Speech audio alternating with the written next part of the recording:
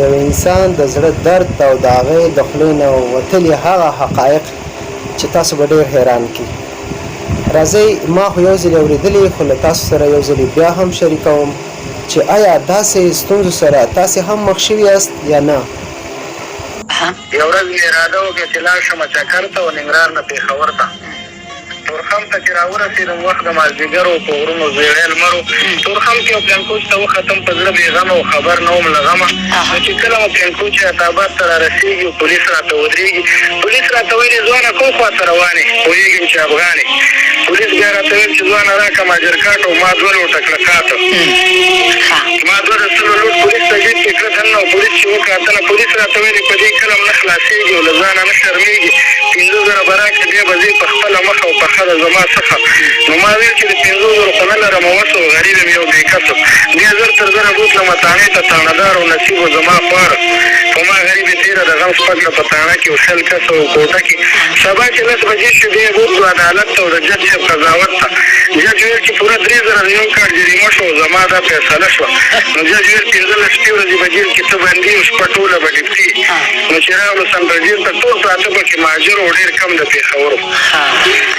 چې راغلو سنټر جیل ته ټول پراته پکې مهاجر او ډېر کم د پېښور و. د 30 کالو په عمر په دې جیل کې یو افغان او سپېڅلی مسلمان و. غریب به پټ له هر چا په سرو سترګو ژړېدنه او ډېر زیات به ځورېدنه. زه ورغلم خوا ته، ما ویل څه دي کاکار جانه؟ خفه یې ډېر پېښانه. هغه راته ویل چې ځوانه مه کړه تپوسونه او په ما شوي ظلمونه. ما ویل چې زما ورور یې کیسه مه پټوه مانه، زما ورور افغانه. هغه ویل چې افغان یې خفه نه شي برادر او کیسه کوم له سره. زما د ژوند کیسه ټوله د زهرو نه ترخه ده او خپل بخت نه مې ګیله ده. یو ښځه 2 بچي و، یو زما کرایي کور، نه پلار و نه مې مور. د شپې ښځه زما شوه په اولاد باندې بیماره و ډېره ناقراره. زامن مې دواړه پرېښودل دننه په کوټه کې او په تپه توره شپه کې. نو کوټه مې پسې خپل کړه چې څو موږ راځو سهار او دوی ونوځي بار.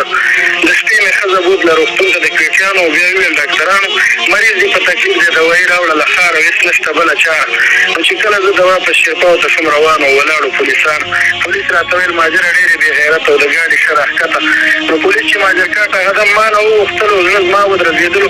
ما ویل پولیس ته ښځه ماشوم باندې بستر ده او دوا غوښتې ډاکټر ده. پولیس ویل بې غیرته اوس په ښځه خلاصې ځانه هېڅ څرنګه افغانه چې اوس یې بوځې کچرو ته او قاضي صاحب فیصلو ته. قاضي ته مې بیا خپله کیسه وکړله د سره ویل دروغ ده ستا خبره. قاضي ته مې ویل ښځه او بچي به وي زما څنګه په ژوند مه شي بدرنګه. قاضي ویل زما څه ده ستا په ښځه او ماشومانو تباه شي افغانانو. 3 زره جریمه کړم پوره 10 ورځې په شمار او دې جیل کې ویسار. په جیل کې مې پوره 10مه شپه ده زما ورور او خبر نه یم له کوره چې ښځه به مې مړه وي که به مړه وي ماشومانو. په دې یم ډېر پرېشانه. نو کیسه یې راته وکړه په ژړا، زه پرې خفه شوم او بېحده ازورده شوم. دا شپه چې شوله تېره ورځ پرې راغله 10مه، په حال دې خبروم او همدې ورځ باندې دې د سنټر جیل ځینې وتلو بېحده ژړېدلو. په ځای د ملاقات کې ولاړ یو کلیوالو خراب تراب حالو. هغه ورته ویل چې و د امر د سبحان او ستا مړه و فرزندانو. هم ښځه د ماشوم باندې مړه شوې وه روغتون کې او ستا ژوند دی زړه چاودونکي. 3 واړه جنازې مو یو ځای خاورو ته سپارلي او څوک ستا نه و بللي. نو غریب په چغو چغو سنټر جیل ځینې بهر شو، ټول ژوند یې در په در شو. حیران یم ملګرو دا قاضي که پهلوان او دا څنګه مسلمانو. په زړه یې رحم نه و، سکنی ورور د شیطانو، بچی د پاکستان و. د 3 واړو په خون به دې شریکي په قیامت په داسې عدالت.